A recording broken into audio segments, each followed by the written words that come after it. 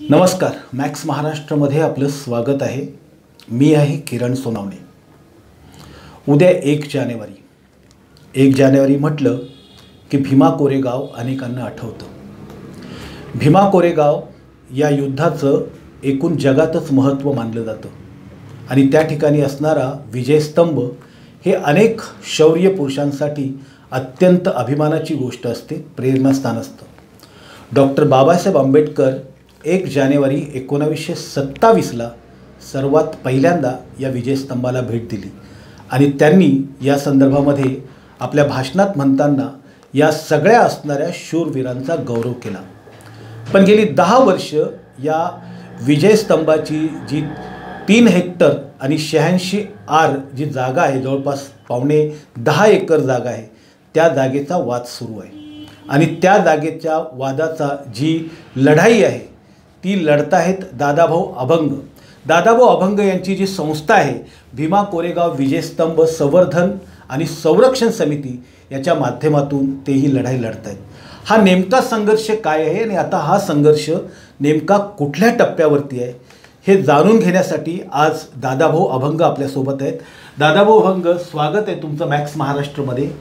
काय सांगाल एकंदरीत या भीमा कोरेगावचे, तुम्ही जे गेली 10 वर्ष हा लढा लढतायत, नेमकं कुठल्या टप्प्यावरती लढाई आहे? मी तर थोडंसं त्याचा इतिहास सांगतो, म्हणजे पार्श्वभूमी सांगतो।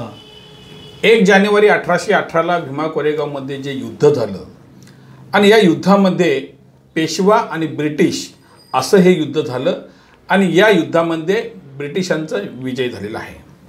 आता ब्रिटिशांचा विजय झालेला असला तरी सर्व जाती धर्माचे लोक या युद्धामध्ये होते। ओके, यामध्ये महार जे सैन्य होतं हे बहुसंख्याक होतं, त्यांची मेजॉरिटी असं संख्या आपल्याला अशीच समजून येत नाही जी का आज लोक सांगतात, पण ही संख्या नाही, परंतु सर्व जाती धर्माचे सैन्य त्या लढाईमध्ये होते।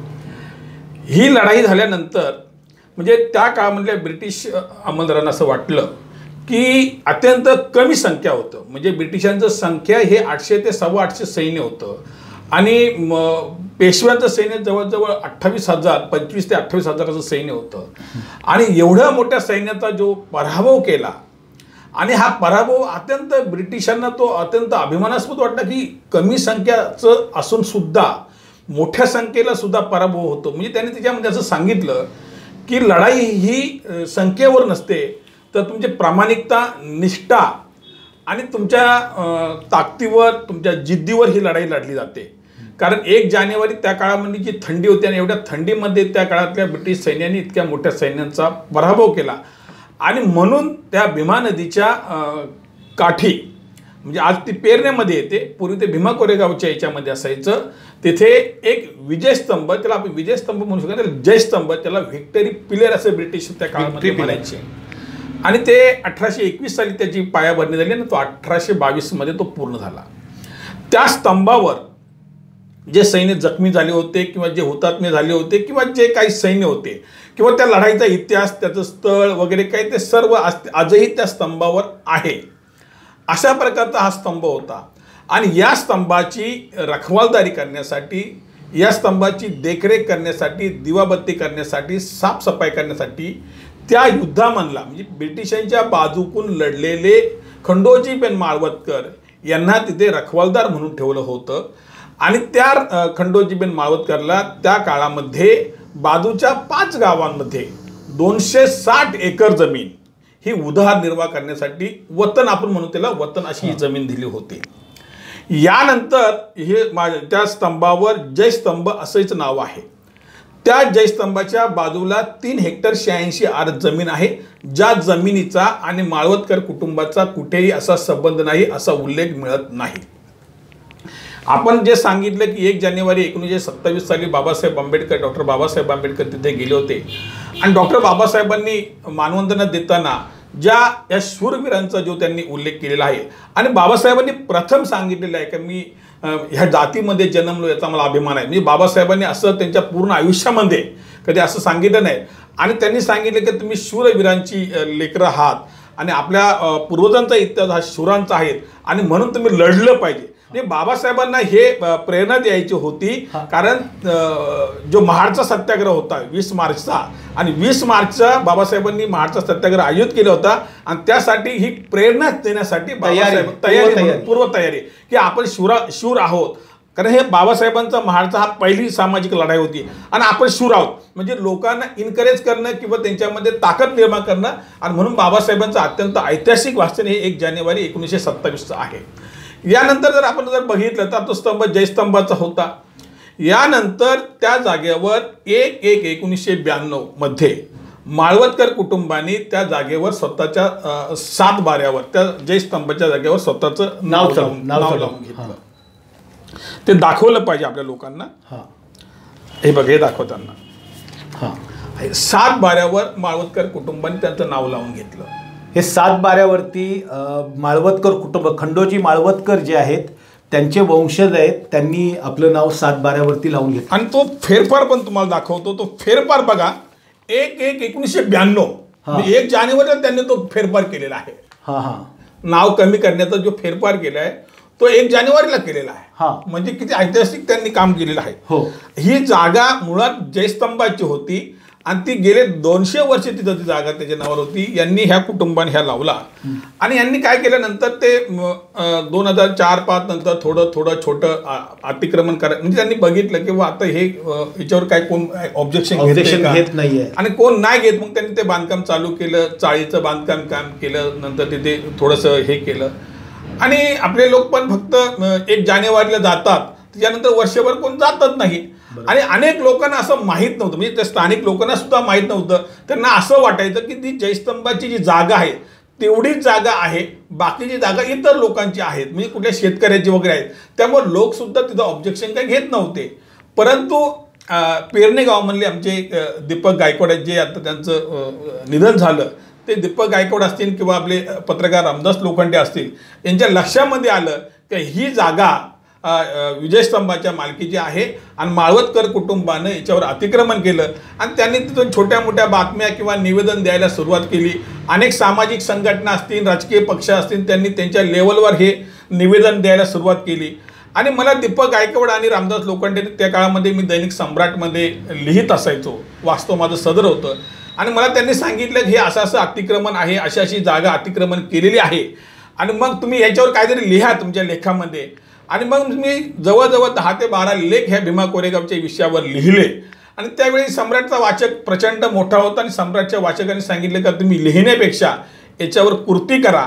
आणि ही कृती करण्यासाठी मग म्हटलं कृती करायची तर आपल्याला कुठेतरी एक संघटना पाहिजे.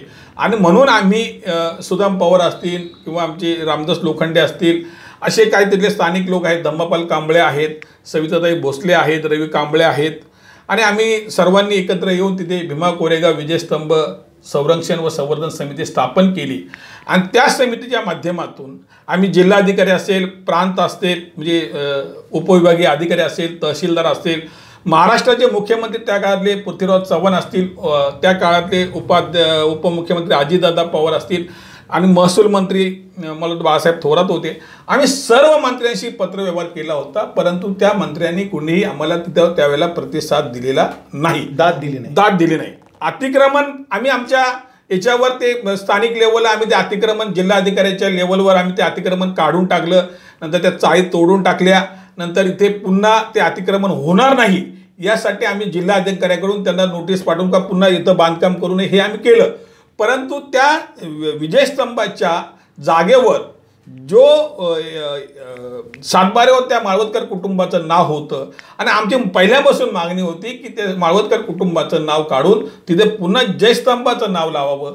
परंतु त्या काळात काँग्रेस राष्ट्रवादीचं सरकार होतं, आणि या सरकारने ती कुठलीही दखल घेतलेली नाही.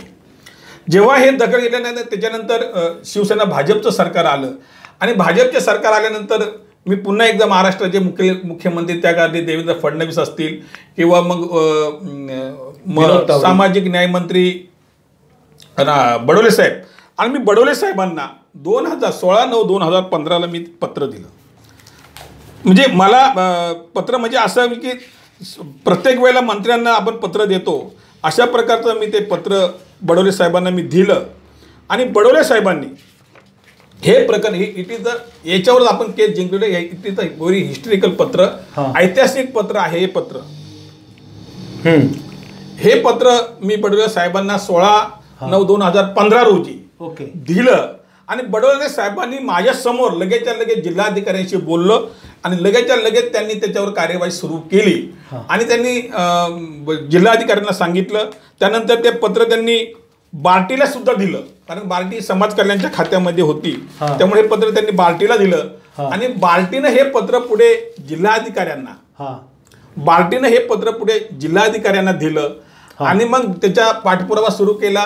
त्यानंतर उपविभागीय अधिकारी हवेलीच्या किंवा जिल्हाधिकारी यांनी माळवदकर कुटुंबाला तुमच्याकडे तुमची जे 7/12 नाव लावले, काय पुरावे ते त्यांना मागितलं. परंतु मला वाटतं ते बघा, हे सगळे त्यांना दिलेली निवेदन आहेत, कागदपत्र आहेत, परंतु मला वाटतं ते देण्यात ते अपयशी पडले आणि शेवटी 5/6/2017ला उपविभागीय अधिकारी ज्योती कदम मॅडम यांनी आदेश काढला आणि माळवदकर कुटुंबाचं नाव त्या जागेवरून कमी केलं आणि पुन्हा जयस्तंभाचं नाव लावलं. तो पण 7/12 आपला नवीन 7/12 आहे, तो लोकांना दाखवा जरा. हा 7/12 जयस्तंभाचा आता नवीन 7/12 आहे. हा नवीन 7/12 आहे जयस्तंभाच्या नावाने. दादासाहेब अभंग जे अनेक वर्ष लढतायत त्यातली ही पहिली लढाई की महसूल विभागानं माळवदकर कुटुंब जे होतं, ज्यांना परंपरेनं तिथं दिवाबत्ती आणि साफसफाई करण्यासाठी जयस्तंभाचं म्हणजे जागा दिली होती. 260 एकर जागा देऊन दिली होती आणि ही जयस्तंभाची विशेष जागा होती. त्या जागेवरती त्यांनी स्वतः अतिक्रमण केलं होतं आणि अतिक्रमण काढून टाकून त्याच्यावरती आत्ता हा जो म्हणजे 7/12 आहे, हा 7/12 नवीन आहे आणि ह्या 7/12वरती आता ती जी जागा आहे, जसं आपण सांगितलं की 3 हेक्टर आणि 86 आर ही जागा आता जयस्तंभाची आहे. त्याचा फेरफार सुद्धा आहे. त्याचा हा फेरफार आहे, म्हणजे फेरफार पण महत्वाचा असतो. हा त्याचा फेरफार आहे. नाव बदललं, नाव कमी केलं, फेरफार हे अत्यंत महत्त्वाचा कागदांमध्ये म्हणजे मालमत्तेच्या कागदामध्ये असतो. तो हा फेरफार सुद्धा दादाभाऊ जयस्तंभाच्या नावाने आणि जयस्तंभाच्या नावाने इथे स्पष्टपणे लिहिलेलं आहे आणि स्पष्टपणे इथे नोंद आहे त्या संदर्भातली की हे जयस्तंभाची जागा आहे म्हणून. आणि त्यानंतर हा 7/12 जयस्तंभाच्या नावाने झाल्यानंतर माळवदकर कुटुंब पुण्यामध्ये सिव्हिल कोर्टामध्ये गेले आणि सिव्हिल कोर्टामध्ये गेल्यानंतर माळवदकर कुटुंबाचा त्यावेळेला जे अपील आहे, सिव्हिल कोर्टाचं अपील, ते फेटाळण्यात आलं. ते सुद्धा दाखवणं गरजेचं आहे. हे सिव्हिल कोर्टाचं अपील आहे. हे सिव्हिल कोर्टाचं अपील आहे. हे सिव्हिल कोर्टाचं अपील दिलेलं आहे आणि ते अपील त्यांनी जे केलं होतं की आपली मालकी हक्कासाठी अपील केलं जातं. ज्यावेळेस समजा महसूल खात्यातनं त्यांचं नाव कमी केलं गेलं होतं आणि त्यासाठी त्यांनी अपील केलं होतं कोर्टामध्ये आणि कोर्टाने त्यांचं अपील देखील फेटाळलेलं आहे. त्याचा आदेश ऑर्डर ही ऑर्डर आहे. ऑर्डरमध्ये स्पष्टपणे लिहिलं आहे की ॲप्लिकेशन इज रिजेक्टेड. स्पष्टपणे म्हणजे माळवदकरांचं ॲप्लिकेशन जे आहे ते ॲप्लिकेशन इज रिजेक्टेड असं लिहिलेलं आहे. त्यानंतर ते याच्यामध्ये गेलं, डिस्ट्रिक्ट कोर्टामध्ये गेलं. हे डिस्ट्रिक्ट कोर्ट आहे. डिस्ट्रिक्ट कोर्टचा पण दाखवा. डिस्ट्रिक्ट कोर्टामध्ये सुद्धा माळवदकर कुटुंब हरलेलं आहे, हे त्याचं हे आहे आणि त्याची कोर्टाची ऑर्डर जी आहे ती पुढे असेल ते.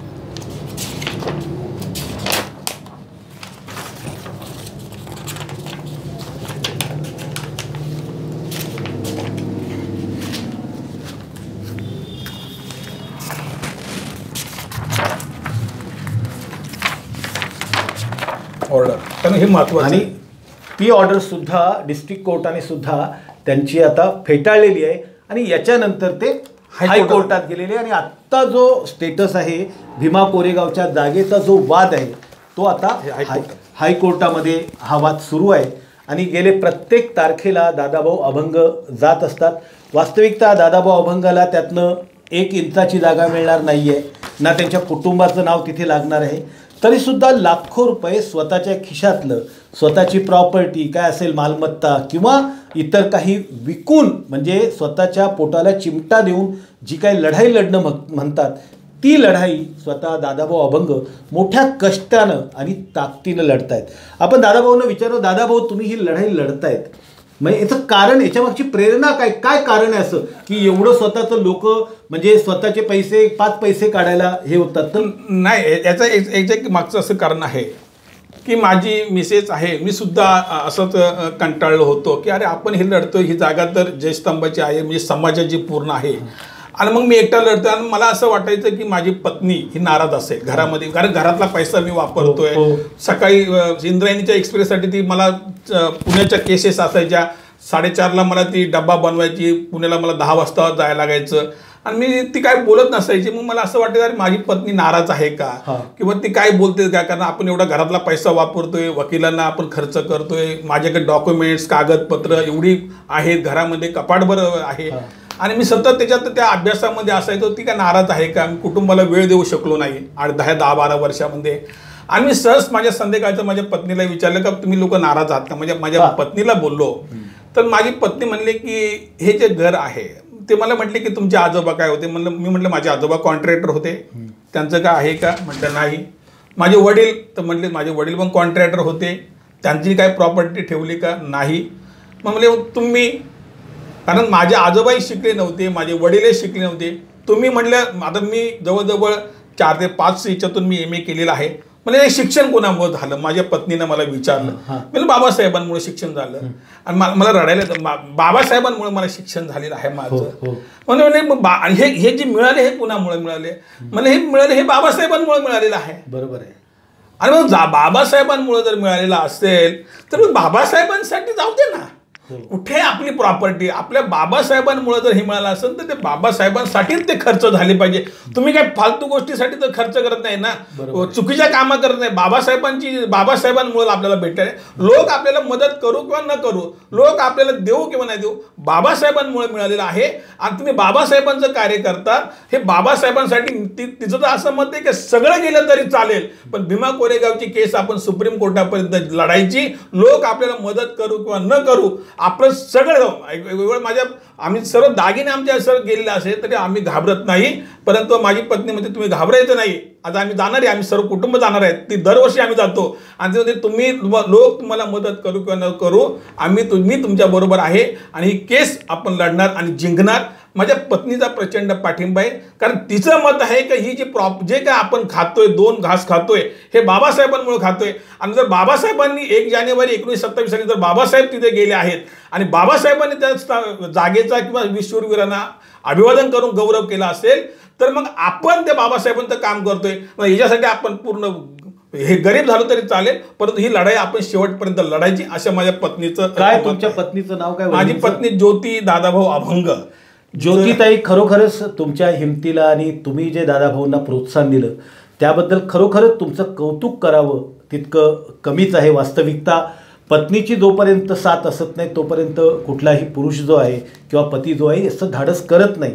आणि मी तुम्हाला तेच विचारणार होतो दादाभाऊ की आपल्या याच्यामध्ये इतके सगळे राजकीय पुढारी आहेत, भले भले राजकीय पुढारी आहेत, त्या राजकीय पुढाऱ्यांनी तुम्हाला या कामामध्ये किंवा सामाजिक जे खूप मोठे मोठे म्हणजे IAS अधिकारी असतील, IPS अधिकारी असतील, समाजाचे खूप म्हणजे हजारोंच्या संख्येने बाबासाहेब आंबेडकरांच्या कृपेनं आत्ताच्या काळाला लाखो लोक शिकून कोट्यावधींची संपत्ती त्यांच्याकडे आहे, त्यांच्यापैकी कोणी तुम्हाला या लढाईत मदत केली का? नाही, मला असं अजिबात मदत केलेली नाही. माझे एक मिलिंद अवसर मुलं आहेत अमेरिकेमध्ये, ते थोडं मला मदत करतात, किंवा स्वाती सावंत असतील, ते थोडंसं म्हणजे असं हे नाही एक्झॅक्ट असं म्हणजे कधी माझ्या पेपरच्या माध्यमातून मदत करतात. पण कुठल्याही IAS ऑफिसर असेल, IPS ऑफिसर असेल किंवा नेत्यांनी विचारलं नाही, मदत सोडून द्या. एकाही नेत्याने किंवा एकाही IAS ऑफिसर, IPS ऑफिसर, गव्हर्नमेंटचा गॅजेट ऑफिसर, इव्हन मी डॉक्टर हर्षदीप कांबळे सरांकडे ही घेऊन गेलो होतो ही फाईल, त्यांनी बघितल्यानंतर त्यांनी सुद्धा मला कसलीही मदत केलेली नाही. अरे बापरे. ते असे अनेक लोकांना सांगतात की ते खूप धार्मिक काम करतात हे सर्व. आणि माझं तर काय मत होतं की ही केस तुम्ही हँडल करा, हायकोर्टामध्ये लागणारे वकील, पण त्यांनी सुद्धा मला कॉपरेटरनं हे सगळं मी नेऊन दाखवलं होतं, पण त्यांनी कुणीच मला मदत केलेली नाही. बाळासाहेब आंबेडकरांकडे तुम्ही भेटले, त्यांना माहीत आहे, पण ते आता मी बघा मला कोणाला नाराज करायचं नाही, कारण हा लढा माझा व्यापक आहे. आणि मला कुठल्याही नेत्यांनी मदत केली नाही, कुठल्याही नेत्यांनी अजून विचारलं सुद्धा नाही. मी काय म्हणतो, मी आठवले साहेबांची पण भेट घेतली, त्यांनाही माहीत आहे, बाळासाहेबांना माहीत आहे, आनंदराज आंबेडकरांना माहीत आहे, कवडे सरांनाही माहीत आहे, परंतु अशी मदत अशी त्यांनी मला कोणाला केली नाही. कवडे सरांचं वगैरे हो, भेटलोय मी त्यांना. त्यांचं तर कवडे सरांचं तुम्हाला एक पत्र आहे, त्याच्यामध्ये कवडे सरांचं दाखवतो मी. त्यांनी फक्त मला हे दिल्या, शुभेच्छा दिलेल्या आहेत, प्रोत्साहन दिले फक्त. हे बघा, हे कवडे सरांचं पत्र आहे. महत्त्वाची लढाई नुसती भावनिक लढाई राहून समाजाला एका पद्धतीनं वेगळ्या वाटेला घेऊन जाण्याचं नेते काम करत असतात, पण मूलभूत लढाई लढण्यासाठी नेते मंडळी कधीही पुढे येतील. मग आदरणीय प्रकाश आंबेडकर असतील किंवा जोगेंद्र कवडे असतील किंवा रामदास आठवले असतील, एक माणूस गेली 10 वर्ष स्वतःच्या घराची पर्वा न करता, संपत्तीची पर्वा न करता दादाभाऊ अभंग आणि त्यांची समिती जी आहे, हे आठवले साहेबांचं पत्र, प्रत्येकाने नुसती पत्र दिलेत, शुभेच्छा दिलेले, काम करा, काम चांगलं करतात म्हणतात, पण काम कोर्टात लढायचं असेल तर त्याला वकील लागतो, जाण्या येण्याचा खर्च असतो, वकिलांची फीज असते, आणि बाकी या सगळ्यांसाठी ही लोक सामाजिक कार्य करतात म्हणजे नेमकं काय करतात? 1 जानेवारीला भाषण करतात तिथे जाऊन, काय अभिवादनच करायचं तिथे, आम्ही अभिवादनच करणार आहे, कोण आम्हाला रोखतो? ते जागा कुणाची आहे? मला एक मी दाखवतो की प्रत्येक वर्षाला या नेत्यामुळे आमच्या माहीत नाही, प्रत्येक वर्षाला हे बघा, आता ह्या वर्षी आम्ही बघा हे घेतलेलं आहे, परमिशन घ्यायला लागतं सर, ऑर्डर वाचून दाखवा तुम्ही. 5 दिवस स्तंभ आपल्या ताब्यात दिलेले आहेत तिथे. प्रत्येक वर्षाला म्हणजे आपण निकाल जिंकून सुद्धा कोर्टात मॅटर असल्या कारणामुळे प्रत्येक वर्षाला परमिशन घ्यायला लागतं तिथे जाण्यासाठी सुद्धा. हे परमिशन घ्यावं लागतं तिथे. यांना कोणाला माहित आहे का? कुठल्या नेत्याला माहित आहे का परमिशन घ्यावं लागतंय? बरोबर आहे. केवळ आम्ही भाषण करणार, आम्हाला कोण रोखणार? पण लिगल काय मॅटर आहे, ही ऑर्डर आहे बघा. 5 दिवस स्तंभ आपल्या ताब्यात दिलेला आहे, तुम्ही बघा. हा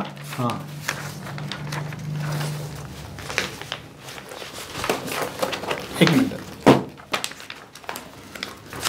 वास्तविकता जे समाजामध्ये काम करतात आणि बाबासाहेबांचं नाव घेऊन त्यांचा वारसा चालवतो असं म्हणतात, त्यांनी ह्या मूलभूत गोष्टी वास्तविकता जमिनीवर जाऊन पाहिलं पाहिजे. प्रत्येक लढाई फक्त भावनेवर नाही लढता येत. जमिनीवरची जोपर्यंत वस्तुस्थिती काय ती जोपर्यंत माहिती पडत नाही. बघा, आता त्यांनी अत्यंत महत्वाची जी गोष्ट आहे, तुम्ही पहा की इथं लिहिले ऑर्डर आहे.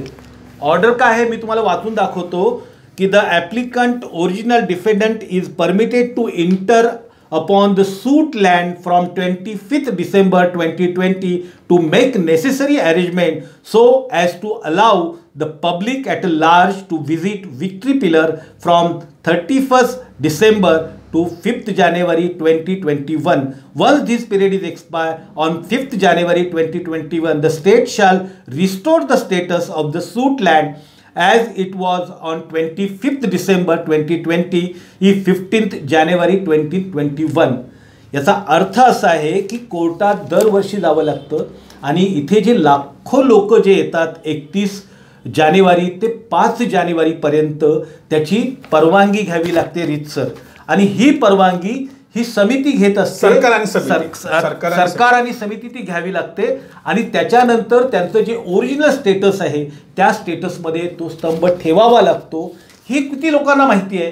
वास्तविकता दादाभाऊ अभंग आणि त्यांची जे कार्यकर्ते आहेत ते ही लढाई लढतायत. तुम्ही काय आव्हान कराल समाजाला आता याबद्दल? मला असं वाटतं की पहिले मी सरकारला आव्हान करतो की आता नितीन राऊत गेले 2-3 दिवस मला सांगतात की आम्ही हे लक्ष घालू. मी गेले 1 वर्ष धनंजय मुंडे जे महाराष्ट्राचे सामाजिक न्याय मंत्री आहेत, सामाजिक न्याय राज्यमंत्री संजय बनसोडे आहेत, मी गेले वर्षभर ह्या लोकांशी मी संपर्क साधायला प्रयत्न करतोय भीमा कोरेगावच्या विषयावर, परंतु धनंजय मुंडे किंवा संजय बनसोडे हे कुठलेही रिस्पॉन्स देत नाही. मला वाटतं की शरद पवार साहेब खूप भीमा कोरेगावचा हा विषय केल्यानंतर आम्हाला खूप आशा वाटली होती, कारण ते मला असं वाटतं की ते 2018च्या दंगलीवर बोलत आहेत परंतु जागेवर का बोलत नाहीत. मी पवार साहेबांना हाच प्रश्न, मी त्यांना एक पत्र पण पाठवलं की तुम्ही दंगलीवर बोलताय, मग जागेवर 2000 ही जी जमीन आहे ह्या जागेच्या वादावर का बोलत नाहीत, जी पेंडिंग आहे कोर्टामध्ये. आणि म्हणून महाराष्ट्राचे मुख्यमंत्री असतील किंवा सामाजिक न्याय मंत्री असतील किंवा राज्यमंत्री असतील यांना मी विनंती करतो की जी आता हायकोर्टामध्ये जवळजवळ 2.5 ते 3 वर्ष झाली ही केस पेंडिंग आहे, आणि जो सरकारचा बघा, 1 नंबरची पार्टी ही सरकार आहे आणि 2 नंबरची पार्टी समितीच्या वतीने मी आहे. परंतु सरकारने त्याची, कारण त्याची जागा सरकारची आहेत आणि सरकारचा जो वकील त्यांनी दिलेला आहे तो सरकारचा वकील बरोबर नाही. कारण ते सरकारचे वकील तर आज 2.5 ते 3 वर्ष, आम्ही 2 केसेस आम्ही 6 महिन्यामध्ये जिंकल्या. आणि याच्यामध्ये प्रॉब्लेम असं झालेला आहे की बार्टी जी आहे, बार्टीनं या केसमधून माघार घेतलेली आहे. हां, ठीक आहे बोला. ठीक, आता तुम्हाला एक गंभीर बाब सांगतो, तुम्ही हे पत्र वाचून दाखवा, माळवदकर कुटुंब काय म्हणतंय. त्यांनी 2018ला एक हे दिलं होतं. आणि म्हणून मी सरकारला विनंती करतो की सरकारने स्पेशल वकील नेमून ही केस स्पेशल हे करून हायकोर्टामधून ह्या केसचा लवकरात लवकर निकाल लावावा. आणि म्हणजे जो भीमा कोरेगाव विजयस्तंभाच्या आजूबाजू जो सुशोभीकरण आहे ते सुशोभीकरण करण्यासाठी कारण ती जागा वादत असल्या कारणामुळे कुठलेही सुशोभीकरण करता येत नाही. आणि म्हणून सरकारने ते सुशोभीकरण करावं. जे डेव्हलपमेंट आम्ही डेव्हलपमेंट करतोय, पण जोपर्यंत वादामध्ये आहे तोपर्यंत डेव्हलपमेंट करता येत नाही. आणि म्हणून सरकारने गंभीरपणे, मला असं वाटतं की ते सरकारने ह्या हायकोर्टामध्ये जी आहे ती न्यायालयीन लढाई लढावी. लोकांकडून किंवा नेत्यांकडून तुम्हाला काय मदतीची अपेक्षा? आता माझं असं एक मत आहे की आता मी ते गेले 4-5 दिवस सोशल मीडियावर हे करतोय की भीमा कोरेगाव विजयस्तंभ संरक्षण आणि संवर्धन समिती आहे, ही समितीचा लढा हा आता व्यापक आमच्या पुरता मर्यादित न ठेवता तालुका, जिल्हा, राज्यावर हा आम्ही लढा उभा करतोय. आणि म्हणून मी लोकांना विनंती करतो, समाज बांधवांना विनंती करतो, खरंच तुम्ही भीमा कोरेगावसाठी जर तुम्हाला असं वाटतंय की ही लढाई आपण लढली आणि जिंकली पाहिजे, तर या समितीमध्ये तालुका, जिल्हा आणि राज्यवाईज आपण या समितीमध्ये तुम्ही या. आम्ही तालुक्याची कमिटी नेमतोय, आम्ही जिल्ह्याची कमिटी नेमतोय, आम्ही राज्याची कमिटी नेमतोय. म्हणजे हा लढा व्यापक होईल. कारण हा लढा आता आमच्या पुरता मर्यादित राहिलेला नाही. हा लढा मोठा आहे आणि समाजाचा लढा आहे. उद्या तो हायकोर्टातून सुप्रीम कोर्टात सुद्धा आपल्याला जावं लागणार आहे. त्यामुळं मला असं वाटतं की समाजाने आता संपूर्ण पुढे यावं आणि या समितीमध्ये सहभागी होऊन हा लढा व्यापक असा करावा, अशी मी समाजाला विनंती करतो. आणि ज्या लोकांना असं वाटतं की आपण मदत करावी किंवा आपण हे करावी, तर त्यांनी स्वतःहून आपण मदत करावी. परंतु मी आपल्या सर्वांना सांगतो, गेल्या अनेक दिवसापासून मी माझं अकाउंट हे काही फिरवणार नाही. कारण ते मला आज एवढ्या वर्ष मी आलेलो आहे, एवढं चांगलं राहिलेलो आहे. उगाच कोणी पैसे देणार नाही देणार, उगाच माझी बदनामी होऊ नये म्हणून मी माझं अकाउंट कोणाला देणार नाही. तुम्हाला जर खरं वाटत असेल, प्रामाणिक असं वाटत असेल आणि निस्वार्थपणे असं तुम्हाला वाटत असेल तर तुम्ही आम्हाला मदत करू शकता. धन्यवाद दादाभाऊ अभंगजी. तुम्ही दादाभाऊ अभंगांची कळकळ पाहिली आणि त्यांचं आव्हानही पाहिलं. वास्तविकता एका शूरवीरांचा वारसा जपण्याचं काम सरकारचं असतं. सरकार जी लढाई लढण्यासाठी कोर्टामध्ये जे वकील नेमले जातात ते वकीलच तिथनं पळ खातायत आणि एकटी समिती एकाकीपणानं दादाभाऊ अभंग आणि त्यांचे मित्र ही लढाई लढतायत. समाजाला त्यांनी आव्हान केलेलं आहे, लोकांना त्यांनी आव्हान केलं आहे की ही लढाई पुढे सुप्रीम कोर्टातसुद्धा जाऊ शकते. तर तुम्ही जर समजा या लढाईमध्ये त्यांना मदत करणार असाल तर नक्की त्यांच्याशी संपर्क साधा. आणि ही लढाई डॉक्टर बाबासाहेब आंबेडकरांनी एक शौर्याचं प्रतीक म्हणून आपल्यासमोर ठेवलं होतं. त्या प्रतीकाचं जपवणूक करणं, संवर्धन करणं आणि त्यांचं संरक्षण करणं हे एकूणच असणाऱ्या महाराष्ट्रातील प्रत्येक माणसाचं कर्तव्य आहे. कारण हा लढा जो होता, या लढ्याचं रेफरन्स जसं स्पार्टाकनचा चित्रपट तुम्ही मोठ्या याच्याने पाहता की 300 नावाचा जो चित्रपट खूप जगात गाजला, तसा हा 500 नावाचा चित्रपट या भीमा कोरेगाववरती होऊ शकतो. ज्या शौर्यानं, ज्या प्रतिकूल परिस्थितीत, असं सांगितलं जातं की सैन्य कमीत कमीत नाही म्हटलं तर 40 ते 45 किलोमीटर पायी चालून आलं होतं. त्यांना खिंडीत गाठून त्याच्यावरती हल्ला केला गेला होता आणि हल्ला केल्याच्या नंतर त्यांना त्या त्वेषानं ती लोक लढली. थकलेलं असताना, कुठल्याही प्रकारचं पुरेसे साधनसामुग्री नसताना, अशा वेळीस ते तिथले असणाऱ्या तत्कालीन पेशवाईच्या विरोधात त्या काळातल्या ब्रिटिश सरकारचा हा वेगळ्या प्रकारचा युद्ध प्रसंग होतं. जागतिक युद्धांमध्ये जी सांगितली जातात त्या युद्धातलं एक महत्त्वाचं युद्ध म्हणून याचा रेफरन्स जगाच्या पातळीवरती दिला जातो. आणि त्यामुळे अशा प्रकारचा हा जागतिक शौर्याचा वारसा जो आहे तो आपण जपलाच पाहिजे. तुम्ही ही बातमी पाहतायत, नेमकं तुम्हाला काय वाटतं? तुम्ही या निमित्ताने तुमच्या कमेंट्स लिहा आणि पाहत रहा नव्या युगाचा नवा मीडिया, मॅक्स महाराष्ट्र.